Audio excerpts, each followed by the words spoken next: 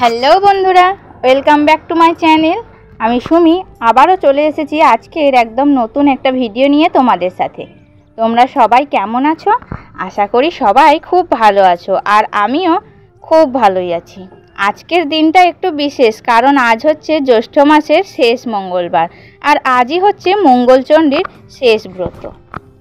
তো এখন তোমরা দেখো, আমি রান্নাবান্নার জন্য সবজি কেটে ফেলেছি, আর জলখাবারের জন্য ঘুগনি ভিজিয়ে দিয়েছিলাম, সেটা সিদ্ধ হচ্ছে। ছেলেটা ওদিকে পড়তে বসে গেছে, খুব মন দিয়ে পড়ছে। আর মা সকালবেলাতেই পুরো ঠাকুর ঘরটা এত সুন্দর করে পরিষ্কার করে রেখেছে, একদম ঝকঝকে ঠান্ডা একটা পরিবেশ, দেখে মনটা একেবারে ভালো হয়ে যায়। আর দিদি আজ ঠাকুরের জন্য জোগাড় সাজিয়েছে ঠাকুর ঘর, মানে এমন একটা সুন্দর ডেকোরেশন করেছে, সত্যি বলতে চোখে না দিলে বিশ্বাস হবে না। তাই ভাবলাম তোমাদের সবার সঙ্গে এই মুহূর্তটা শেয়ার করি। আমাদের আজকের মঙ্গলচণ্ডীর পুজো এখানেই হবে। এমনিতেই এই ব্রতটা আমাদের পরিবারের কাছে অনেক মান্যতা পায়। তো আমরা ভিডিওটা পুরো দেখো, তো তোমরা ভিডিওটা পুরো দেখো। সামনে আমি দেখাবো কি কি রান্না করছি আর পুজোর সময় কেমন লাগলো। তো যাই হোক বন্ধুরা, এই দিকে দেখো ঠাকুরের জোগাড় চলছে পুরো দমে। মা দিদি সবাই যে যার নিজের কাজ নিয়ে ব্যস্ত, আর আমি চলে এলাম রান্নাঘরে। আমার দিকের কাজগুলো একটু তাড়াতাড়ি সেরে নিতে হবে, কারণ আজ শুধু রান্নাবান্না আর পুজো না, আজকে একটু বেরোতে হবে বাইরে। তাই চেষ্টা করলাম সব তাড়াতাড়ি শেষ করার। রান্নাবান্না কমপ্লিট, জলখাবারও হয়ে গেছে পুরো।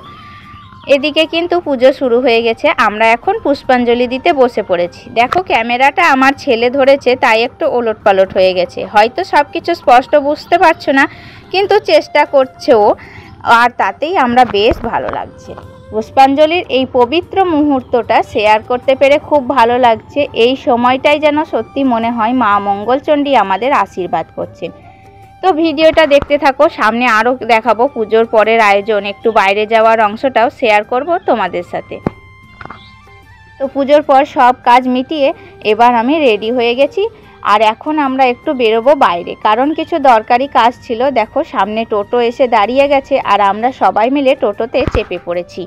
যাওয়ার সময় একসাথে বেরোনোর এই মজাটাই আলাদা। আমরা সোজা চলে এলাম ব্যাংকে, একটু জরুরি কাজ ছিল, তার আগে সেটা সেরে নেওয়া দরকার ছিল। ভাগ্য ভালো এখন বাজে 2টো, তাই ব্যাংকটা একদম ফাঁকা। এই সুযোগে কাজটাও একদম তাড়াতাড়ি হয়ে গেল, না হলে কতক্ষণ লাইন দিয়ে বসে থাকতে হতো কে জানে। ব্যাংক থেকে বের হতেই দেখি আকাশে একটু মেঘলা মেঘলা ভাব, বৃষ্টি হবে কিনা কে জানে। তাই আর দেরি না করে আমরা এবার বাড়ির দিকে রওনা হলাম। রাস্তায় ফেরার সময় একটা জায়গায় দাঁড়ালাম, একটা ছোট্ট কিন্তু খুব সুন্দর মনসা মন্দির আছে। দিদির একটুখানি মানসিক ছিল, তাই সে নামলো আর প্রণাম করলো। এই ছোট্ট ছোট্ট মুহূর্তগুলোই আসলে দিনটাকে স্পেশাল করে তোলে।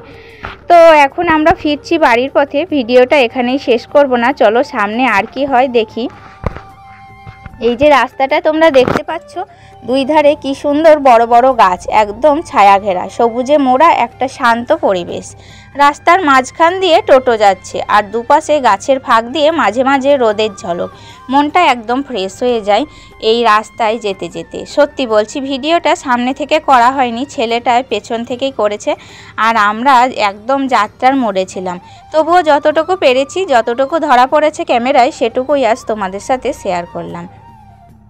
অনেক দিন পর আবার প্রকৃতির এত কাছাকাছি আসতে পারলাম। এতটুকু সবুজ, সেই সঙ্গে হালকা মেঘে ঢাকা আকাশ, ভাবতেই ভালো লাগছে।